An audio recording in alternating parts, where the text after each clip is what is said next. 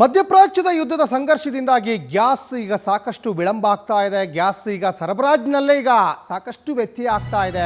Gas cylinder ಸಿಗದೆ ಬೆಂಗಳೂರಿನಲ್ಲಿ ಹೋಟೆಲ್ಗಳಿಗೆ ಭಾರಿ ಹೊಡೆತ ಬೀಳ್ತಾ ಇದೆ. ಒಂದು ದಿನ ಹೋಟೆಲ್ ಕ್ಲೋಸ್ ಮಾಡಿದರೆ ದಿನಕ್ಕೆ 80 ರಿಂದ 90 ಸಾವಿರ ಲಾಸ್ ಆಗ್ತಾ ಇದೆ ಹೋಟೆಲ್ ಮಾಲೀಕರಿಗೆ. ಸಿಲಿಂಡರ್ ದರ ಹೆಚ್ಚಳ ಹಿನ್ನೆಲೆಯಲ್ಲಿ ತಿಂಡಿ ತಿನಿಸುಗಳ ಬೆಲೆ ಕೂಡ ಈಗ ಏರಿಕೆ ಆಗಿದೆ. ಅದರಲ್ಲಿ ಬಹಳ ಮುಖ್ಯವಾಗಿ ಶಿವಾನಂದ ಸರ್ಕಲ್ ಬಳಿ ಇರುವಂತಹ ಬೆಂಗಳೂರು ಕೆಫೆಯಲ್ಲಿ ಬೆಲೆ ಹೆಚ್ಚಳ ಮಾಡಿದ್ದಾರೆ. ಅನಿವಾರ್ಯ ಮಾಡಲೇಬೇಕು ಆ ನಿಟ್ಟಿನಲ್ಲಿ ಮಾಡಿದಂತೆ ಕಾಣಿಸ್ತಾ ಇದೆ. ಕಾಫಿ ಟೀ ಹೊರತುಪಡಿಸಿ ಉಳಿದ ಎಲ್ಲ ತಿನಿಸುಗಳ ಬೆಲೆ 10 ರೂಪಾಯಿ ಹೆಚ್ಚಳ ಮಾಡಿದ್ದಾರೆ.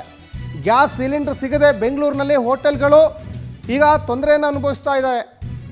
ಒಂದು ದಿನ ಹೋಟೆಲ್ ಕ್ಲೋಸ್ ಮಾಡಿದರೆ ನೋಡಿ 80 ರಿಂದ 90 ಸಾವಿರ ರೂಪಾಯಿ ಲಾಸು. ಮತ್ತು ಆ ಹೋಟೆಲಲ್ಲಿ ಕಾರ್ಮಿಕರಿದ್ದಾರಲ್ಲ ಅವರಿಗೆ ಸಂಬಳ ಕೊಡಲೇಬೇಕು. ನೀವು ಹೋಟೆಲ್ ಬಂದ್ ಮಾಡದೇ ಇರಲಿ.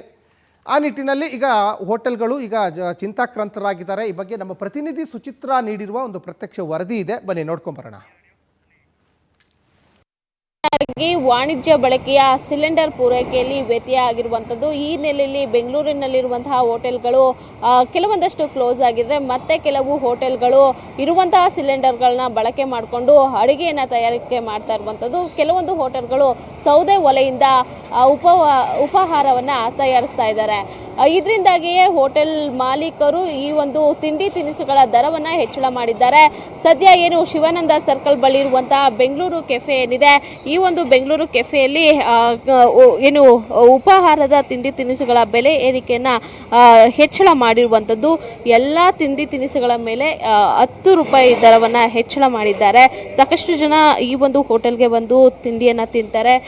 ಪ್ರಯಾಣಿಕರು ಇಲ್ಲಿ ಬಸ್ ಹತ್ತುವಂತಹ ಸಂದರ್ಭದಲ್ಲೂ ಕೂಡ ಸಾಕಷ್ಟು ಜನ ಈ ಒಂದು ಹೋಟೆಲನ್ನು ನೆಚ್ಕೊಂಡು ಬಂದಿರ್ತಾರೆ. ಇಲ್ಲೂ ಕೂಡ ಏನು ವಾಣಿಜ್ಯ ಬಳಕೆಯ ಸಿಲಿಂಡರ್ ಸಪ್ಲೈ ಕಡಿಮೆ ಆಗಿರೋದ್ರಿಂದ ಎಲ್ಲ ತಿಂಡಿ ತಿನಿಸುಗಳ ಮೇಲೆ 10 ರೂಪಾಯಿ ಹೆಚ್ಚಳವನ್ನು ಮಾಡಿದ್ದಾರೆ. ನೀವು ಈ ಒಂದು ಮೆನು ಬೋರ್ಡನ್ನು ನೋಡಿರ್ಬೋದು. ಕಾಫಿ ಟೀಯನ್ನು ಹೊರತುಪಡಿಸಿ ಮಿಕ್ಕಿದಂತಹ ಎಲ್ಲ ತಿನಿಸುಗಳ ಮೇಲೂ ಕೂಡ 10 ರೂಪಾಯಿ ಹೆಚ್ಚಳ ಮಾಡಿರುವಂಥದ್ದು.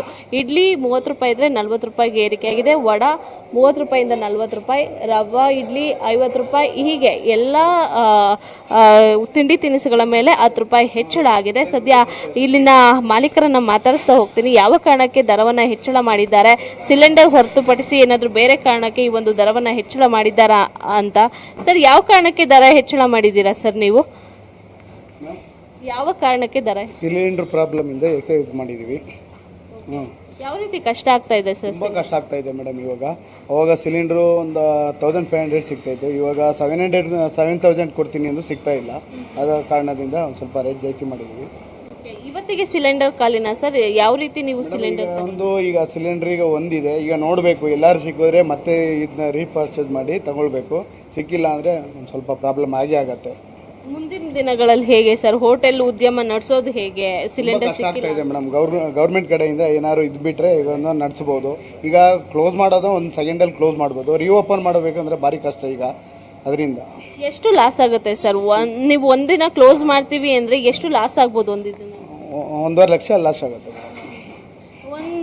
ಎಷ್ಟೋ ಜನ ಹೋಟೆಲ್ ನಂಬ್ಕೊಂಡು ಬಂದಿರ್ತಾರೆ ಹೊರಗಡೆಯಿಂದ. ಅವರು ಬರೀ ಕೇವಲ ಅಂದ್ರೆ ಕೆಲವೊಂದಷ್ಟು ತಿಂಡಿಗಳನ್ನ ಮಾಡಿಟ್ಟಿರ್ತೀರಾ. ನಾವು ಎಲ್ಲ ಐಟಮ್ ಫುಲ್ ಮಾಡಿಲ್ಲ, ಸ್ವಲ್ಪ ಐಟಮ್ ಮಾಡ್ಕೊಂಡಿದೀವಿ. ಯಾವ್ಯಾವ ಐಟಮ್ ಮಾಡಿದೀರಾ ಸರ್? ಇವಾಗ ಪಲಾವ್, ಬಿಸಿಬೇಳೆ ಬಾತು, ಖಾರ ಬಾತ್, ಕೇಸರಿ ಬಾತು, ಇಡ್ಲಿ, ವಡ, ದೋಸೆ ಇಷ್ಟು ಮಾತ್ರ ಮಾಡಿದ್ವಿ. ಇನ್ನು ಬೇರೆ ಐಟಮ್ ಇದೆ, ಅದು ಯಾವುದು ಮಾಡಿಲ್ಲ. ಸರ್, ದಿನ ಯಾವ ಒಂದು ತಿಂಡಿ ತಿನಿಸು ಸೇಲ್ ಆಗ್ತಾ ಇತ್ತು, ಯಾವುದು ಜಾಸ್ತಿ ಖಾಲಿ ಆಗ್ತಾ ಇತ್ತು? ಇವಾಗ ಎಲ್ಲ ಬೇಳೆಬಾತು, ಪೊಂಗಲ್ಲು ಎಲ್ಲ ಸೇಲ್ ಆಗ್ತಾ ಇತ್ತು. ಈಗ ಅದನ್ನ ಕಮ್ಮಿ ಮಾಡಿ ಬರೀ ಪಲಾವು, ಇಡ್ಲಿ, ವಡ, ಖಾರ ಬಾತ್, ಕೇಸರಿ ಬಾತು ಮಾಡಿದೀವಿ. ಇಲ್ಲಿನ ಮಾಲೀಕರು ಹೇಳ್ತಾ ಇರುವಂಥದ್ದು ವಾಣಿಜ್ಯ ಬಳಕೆಯ ಸಿಲಿಂಡರ್ ಸಿಗ್ತಾ ಇಲ್ಲ. ಈ ಒಂದು ಕಾರಣದಿಂದಾಗೆ ನಾವು ಬೆಲೆ ಏರಿಕೆಯನ್ನು ಮಾಡಿದ್ದೀವಿ. ಸಿಲಿಂಡರ್ ಬೆಲೆಯಲ್ಲೂ ಕೂಡ ಹೆಚ್ಚಳ ಆಗಿರೋದ್ರಿಂದ ನಮಗೆ ಸಾಕಷ್ಟು ಲಾಸ್ ಆಗ್ತಿದೆ ಅಂತ ಹೇಳಿ ಇಲ್ಲಿನ ಹೋಟೆಲ್ ಮಾಲೀಕರು ಹೇಳ್ತಾ ಇರುವಂಥದ್ದು. ಕ್ಯಾಮ್ರಾ ಪರ್ಸನ್ ಪ್ರಶಾಂತ್ ಜೊತೆ ಸುಚಿತ್ರಾ, ನನಗೆ ಕೂಡ ಪವರ್ ಟಿವಿ ಬೆಂಗಳೂರು.